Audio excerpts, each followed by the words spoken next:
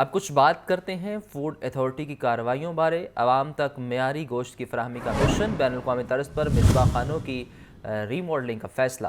جانوروں کی vaccination, T B, سانپ کے کاٹنے سمیت دیگر بیماریوں کی اسکریننگ کی جائے گی۔ جانوروں کا پری اور پوسٹ مارٹم کے حوالے سے لائحہ عمل تیار۔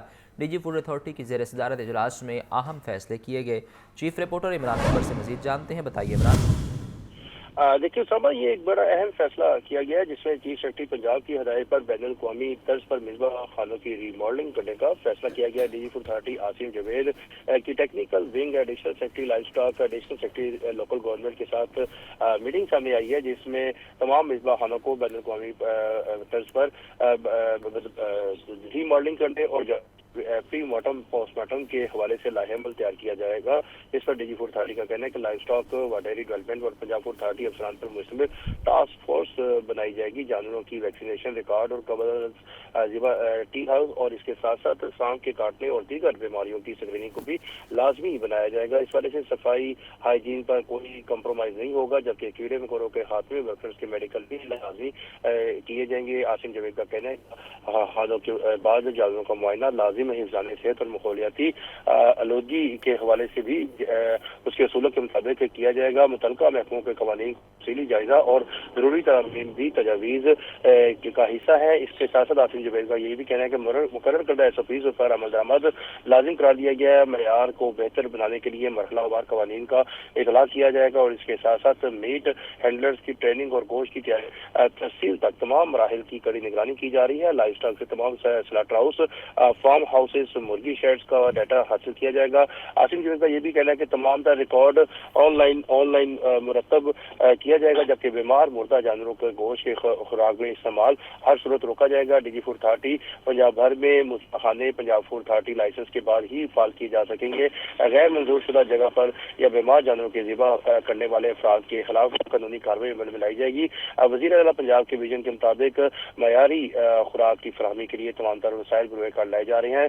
اس کے ساتھ ساتھ ملاوٹ مافیا کا خاتمہ اولین ترجیحات میں شامل ہے۔ صحت دشمن عناصر کی پنجاب میں کوئی جگہ نہیں ہے۔ جی، آپ کا شکریہ عمران۔ لاہور تعلیمی بورڈ نے رزلٹ کارڈز کو ڈیجیٹل کرنے کا منصوبہ شروع کر دیا۔ اب result card Q R code کے ساتھ ملے گا۔ طلباء کسی بھی شہر اور ملک میں بیٹھ کر کیو آر کوڈ کے ذریعے رزلٹ حاصل کر سکیں گے۔ بورڈ کی جانب سے امیدوار کو one time Q R code جاری کیا جائے گا۔ عاطف پرویز سے مزید جانتے ہیں۔ عاطف، بتائیے اس بارے۔ جی بالکل، لاہور تعلیمی بورڈ کی جانب سے جو رزلٹ کارڈ ہیں ان کو ڈیجیٹائز کرنے کا فیصلہ کیا گیا اور اس منصوبے پر کام شروع کر دیا گیا ہے اور طلبہ کی سہولت کو دیکھتے ہوئے یہ فیصلہ کیا گیا ہے۔ ایک بار جو ہے وہ کیو آر کوڈ امیدواروں کو جاری کیا جائے گا، جس سے وہ کسی جگہ پر بیٹھ کے بھی اسکین کریں گے اور اسکین کرنے کے بعد رزلٹ کارڈ جو ہے وہ ان کے پاس موجود ہوگا۔ بورڈ حکام کا کہنا ہے کہ ابتدائی طور پر 9ویں اور 11ویں جماعت کے جو رزلٹ کارڈ ہیں ان کو ڈیجیٹائز کیا جائے گا اور one time Q R code جاری ہوگا اور طلبہ کی بورڈ آنے سے بھی بچت ہوگی، اس کے ساتھ ساتھ ان کا وقت اور تو جو پیسے ہیں ان کی بھی بچت ہوگی۔ تو طلبہ کی سہولت کو دیکھتے ہوئے یہ کیو آر کوڈ والے رزلٹ کارڈ جو ہیں وہ تیار کیے جا رہے ہیں اور بورڈ حکام کا کہنا ہے کہ اگلے تعلیمی سال سے ان جو کیو آر کوڈ والے رزلٹ کارڈ جو ہیں ان کا اجرا کیا جائے گا۔ جی، آپ کا بہت شکریہ عاطف۔ محکمہ ٹرانسپورٹ نے نئے سال 2025 کی پہلی نوید سنا دی۔ رواں سال لاہور میں فیڈر بسوں کی تعداد 200 سے بڑھ کر 475 ہو جائے گی۔ 2026 میں لاہور کے لیے بسوں کی تعداد بڑھا کر 800 تک کر دی جائے گی۔ پہلے مرحلے میں لاہور کے لیے 27 الیکٹرک بسیں بہت جلد پہنچ جائیں گی۔ زین العابدین سے مزید جانتے ہیں۔ زین، بتائیے اس بارے۔ ہماری محکمہ ٹرانسپورٹ پنجاب کی طرف سے نئے سال 2025 کی پہلی نوید سنا دی گئی ہے۔ رواں سال لاہور کے فیڈر روٹس پر چلنے والی جو بسوں کی تعداد ہے اس میں خطر کا اضافہ دیکھنے میں آیا گا۔ محکمہ ٹرانسپورٹ کی طرف سے بھی بتایا گیا ہے کہ اس وقت لاہور کی شاہراہوں پر 200 فیڈر روٹس کے طور پر جو بسیں ہیں وہ چلائی جا رہی ہیں۔ تاہم سال 2025 زین ہمارے ساتھ ہی رہے گا۔ آپ کو بتا رہے ہیں کہ رواں سال لاہور میں فیڈر بسوں کی تعداد 200 سے بڑھ کر 475 ہو جائے گی۔ 2026 میں لاہور کے لیے بسوں کی تعداد بڑھا کر 800 تک کر دی جائے گی۔ پہلے مرحلے میں لاہور کے لیے 27 الیکٹرک بسیں بہت جلد پہنچ جائیں گی۔ آپ کو بتا رہے ہیں کہ عوام کے لیے خوشخبری یہ ہے کہ رواں سال لاہور میں فیڈر بسوں کی تعداد 200 سے بڑھ کر 475 ہو جائے گی۔ زین العابدین سے اس بارے جانتے ہیں۔ زین، بتائیے اس بارے۔ اس وقت لاہور کی مختلف شاہراہوں پر 200 اسپیڈو بسیں بطور فیڈر روٹ کے طور پر چلائی से 2025 में ये दावा किया जा रहा है कि इनकी तादाद बढ़ाकर 475 कर दी जाएगी और 2026 में लाहौर के लिए बसों की ये तादाद बढ़ाकर 800 कर दी जाएगी। इसके अलावा महकमा ट्रांसपोर्ट पंजाब की तरफ से रवां साल 2025 के पहले माह में ही लाहौर की सड़कों पर ई बसेस चलाने का दावा किया गया है। महकमा ट्रांसपोर्ट के हुकाम का कहना है कि रवां साल सूबे के दीगर बड़े शहरों में 500 से ज्यादा इलेक्ट्रिक बसें चलाई जाएंगी, जबकि इलेक्ट्रिक बसों की तादाद अगले साल तक 1000 करने के हवाले से जो तजवीज़ हैं वो भी ज़ेर गौर हैं। पहले मरहले में माह जनवरी में ही लाहौर के लिए 27 जो इलेक्ट्रिक बसें हैं वो दरामद की जा रही हैं। सेक्रेटरी ट्रांसपोर्ट अहमद जवेद काजी की तरफ से ये बताया गया है कि लाहौर के जो गैर फाल रूट्स हैं वहाँ पर ये इलेक्ट्रिक बसें चलाई जाएंगी ताकि मुसाफिरों को बेहतर सफरी सहूलियत फराहम की जा सके। आपका बहुत शुक्रिया जैन। महकमा तहफ़्फ़ुज़ माहौल की गैर कानूनी प्लास्टिक के खिलाफ कार्रवाई। 40 टन गैर कानूनी प्लास्टिक जब्त कर लिया गया। जब्त किए गए प्लास्टिक से प्राइमरी स्कूल के बच्चों के लिए कुर्सियां फराहम की गईं। सीनियर सूबाई वज़ीर मरियम औरंगज़ेब का कहना था कि पॉलीथीन बैग के जलने से ख़तरनाक जहरीले मवाद और केमिकल्स पैदा होते हैं। अब्दुल कादिर से मज़ीद जानते हैं, बताइए अब्दुल कादिर।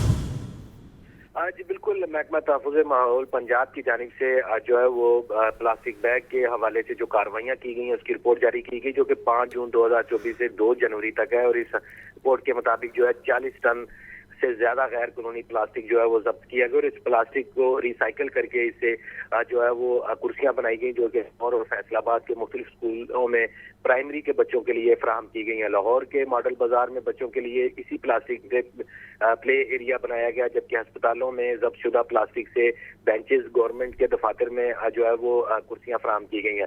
रावलपिंडी में जो है वो 1754 किलोग्राम प्लास्टिक बैग जब्त किया गया, जिस पर जुर्माना जो है 85,000 रुपया किया गया। वाज़ेह है कि 75 माइक्रोन से कम हुजम वाले प्लास्टिक बैग की खरीदो फरोख्त पर मुकम्मल तौर पर पाबंदी आयद की गई है और प्लस इस हवाले से जो है पाबंदी की खिलाफ वर्जी करने वालों के खिलाफ जो है वो कार्रवाइयाँ की जा रही हैं। 41 होलसेल और प्रोड्यूसर जो है महकमा तहफ़्फ़ुज़ माहौल के साथ रजिस्टर्ड हैं। इंसानी सेहत के हवाले से जो है ये तमाम कार्रवाइयाँ की जा रही हैं और इस हवाले से जो सीनियर सूबाई वज़ीर है मरियम औरंगज़ेब, उनकी जानिब से मौक़िफ़ इख्तियार किया गया है कि साफ और सेहतमंद माहौल के लिए अवामी शऊर बेदार करना ज़रूरी है। प्लास्टिक के ज़रात खुराक और पानी में शामिल होकर बीमारियों का सबब बनते हैं। प्लास्टिक के बेजा इस्तेमाल कैंसर, दिल की बीमारियों और हार्मोनिक मसाइल जो है उसका बाइस बन रहे हैं और अवाम प्लास्टिक के मुतबादिल बैग्स का इस्तेमाल करें और इसी को जो है वो तरजीह दें। प्लास्टिक को कम से कम इस्तेमाल करें ताकि जो इंसदादे प्लास्टिक मुहिम है उसे कामयाब किया जा सके। जी, आपका बहुत शुक्रिया अब्दुल कादिर।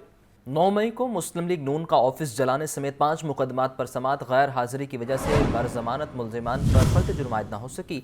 सनम जावेद समेत दीगर मुल्जिमान इंसदाद दहशतगर्दी अदालत में पेश हुए। डॉक्टर यास्मीन राशिद, महमूद रशीद, शाह महमूद कुरैशी, उमर सरफराज चीमा और दीगर को जेल पेश किया गया। 2 मुकदमात की समात 15 और 3 मुकदमात की समात 16 जनवरी तक मुलतवी कर दी गई। अबू बकर तारिक से मजीद जानते हैं, बताइए अबू बकर।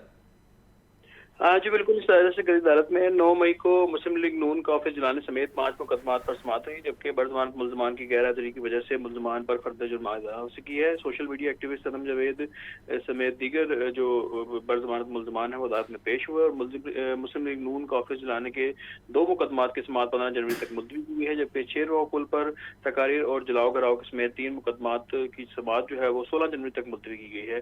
PTI रहनुमा डॉक्टर यास्मीन राशिद, महमूद रशीद, शाह कुरैशी और उमर सरफराज चीमा समेत दीगर को अदालत से जेल से जो है वो अदालत में पेश किया गया, जबकि शाह कुरैशी ने सहाफ़ियों से गैर रस्मी गुफ्तगू की तो उन्होंने कहा कि हम समझते हैं कि पाकिस्तान नाजुक मोड़ पर खड़ा है।